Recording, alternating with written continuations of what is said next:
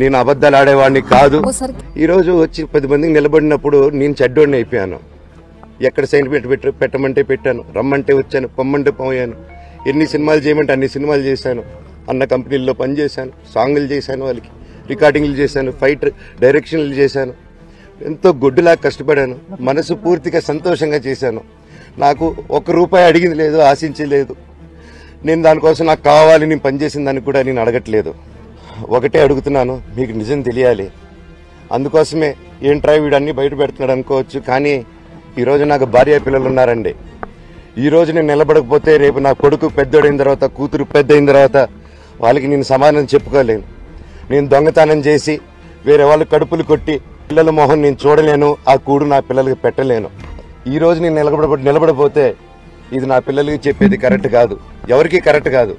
ఇన్నాళ్ళు గమ్మునున్నాను ఓకే, కానీ వాళ్ళ నాన్న ఆస్తుల కోసం కొట్లాడుతున్నాడా, మంచి కోసం నిలబడుతున్నాడా అనేది ఈరోజు మీకు సాయంత్రం వచ్చిన ప్రూఫ్స్ అన్ని వదులుతాను. మా నాన్న మీద గన్ను పెట్టి కాల్చే వినయ్కి, మా అన్నకి సాయంత్రం ప్రతిదీ చెప్తాను. చెప్పాను కదండి, వినయ్ అని మా అన్న విష్ణు అని. అవునండి, నన్ను హాజరుపరచమన్నారు, 10:30 రమ్మన్నారు. ఫ్యామిలీస్ ఆర్ కాంప్లికేటెడ్ అండి. ప్రేమతో గెలవాల్సింది రచ్చబెట్టుకుంటే ఎవరు గెలవలేరండి. Only things can be won by love.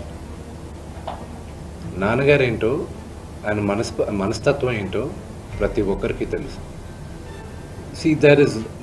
దాని గురించి చెప్పేది ఏం లేదండి. ఇమ్మెచ్యూర్గా కొంతమంది మాట్లాడచ్చు, చిన్నవాడు కదా అని తను మాట్లాడచ్చు, అవగాహన లేకుండా మాట్లాడచ్చు.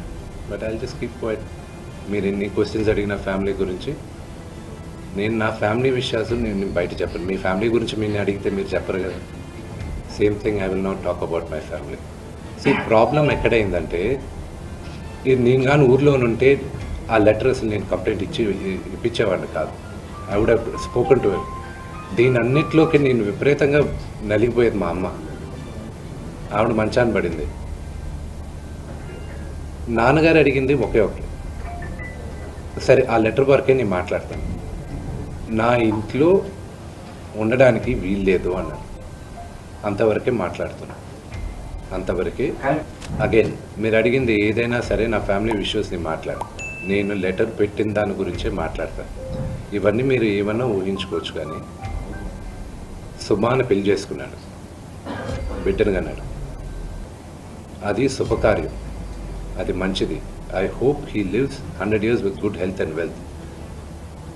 ఆయనకు అలాగ ఫీల్ అవుతున్నారంటే there is something I don't want to say anything about it. But నాన్నగారికి, ఆయన ఇంటికి, ఏ తండ్రికైనా ఆయన సంపాదనకి ఆయనకే హక్కు ఉంటుంది.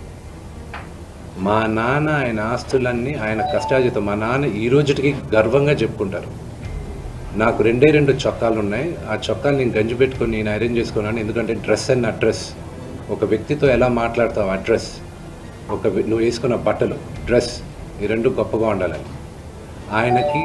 ఆయన తినడానికి, బ్రేక్ఫాస్ట్ తినడానికి డబ్బులు లేని రోజులు ఉన్నాయి ఆయనకి. ఆయనే గర్వంగా చెప్పున్నారు, మీ అందరి ముందు కూడా చెప్పున్నారు. ఆయన అక్కడి నుంచి ఆయన స్వయం కృషితో ఈరోజు ఆయన కానీ లేకపోతే మా అందరికీ మొదటి గుర్తింపు లేదు. మీరందరూ కూడా మాకు గౌరవం ఇచ్చేది కూడా మోహన్ బాబు గారి పిల్లలనే. ఇప్పుడు ఆయన లేకపోతే మేము లేము. ఇప్పుడు ఇట్ ఈస్ అన్ఫార్చునేట్. ఇప్పుడు ఆయన ఈరోజు నువ్వు నా దగ్గర ఉండడానికి వీల్లేదు అన్నాడంటే ఆయన ఇంట్లో, నేను ఉండడానికి నాకు హక్కేముంది? నేను కానీ, మా సోదరి కానీ, నా సోదరుడు కానీ, మేమందరం బయట ఉండేవాళ్ళం. నేను బయట ఉంటున్నాను, సపరేట్ ఉంటున్నాం. ఈరోజు నేను జాయింట్ ఫ్యామిలీ నమ్ముతాను. నాకు ఉమ్మడి కుటుంబం ఇష్టం, కొంతమందికి న్యూక్లియర్ ఫ్యామిలీ ఇష్టం. అది తప్పు లేదు, ఎవరి అభిప్రాయాలు వాళ్ళవి. ఇప్పుడు నాన్నగారికి ఫలానా వ్యక్తి ఇంట్లో ఉండడం ఇష్టం లేదు, నా ఇల్లు ఇది వద్దు అన్నప్పుడు ఆ మాటకి గౌరవం ఇవ్వాలి, తండ్రికి గౌరవం ఇవ్వాలి. లీగల్గా ఎన్ని రైట్స్ ఉన్నా లేకపోయినా నేను నమ్మేది 4: మాతా, పిత, గురువు, దైవం. ఈ 4 కానీ మనం మర్చిపోయామంటే మనకి జంతువులకి డిఫరెన్స్ లేదు. తల్లిదండ్రులని రెస్పెక్ట్ చేయని వాళ్ళు ఏ రోజు యూనో దేవుడు కరెక్ట్గా చూడు. వినయ్ గారు నాకు అన్న లాంటి వాడు. మా నాన్న ఎప్పుడు చెప్తాడు, వినయ్ ఆయనకి మొదట పెట్టాలి. అంత క్లోజ్ మా నాన్నగారికి. ఆయన ఎప్పుడు ఎవరు చేంజ్ చేసుకోలేదు. ఆయన పొరపాటును కూడా ఏమంట. ఆయన నాకు అన్న. సో అది నాన్నగారు ఏం మాట్లాడారో దాంట్లో ఒకసారి క్లారిటీగా వినండి. ఆయన ఏం మాట్లాడారో దాంట్లో క్లారిటీగా ఉంది. దాని గురించి నేను వివరణ ఇవ్వాల్సిన అవసరం లేదు. ఓన్లీ దట్ వన్ కరెక్షన్ నేను చెప్పాల్సింది. వినయ్ గారికి నాకు ఉన్న సన్నిహితం దాదాపు ఒక 15 సంవత్సరాల నుంచి. ఆయన భారతదేశంలో గొప్ప గొప్ప స్థానాల నుంచి వచ్చారు, మీకు తెలుసు. అది నేను మీడియాలో చెప్పాల్సిన అవసరం లేదు. మీరందరూ కూడా ఆయన గౌరవిస్తారు. మీ అందరికీ తెలుసు ఆయన స్టేచర్ ఏంటో. ఒక అన్నలాంటి వ్యక్తి ఆయన. నాకు మా నాన్నగారే చెప్తారు ఆయనకు పెద్ద కొడుకని. సో దాని గురించి నేను ఎక్కువ చెప్పాల్సిన అవసరం లేదు.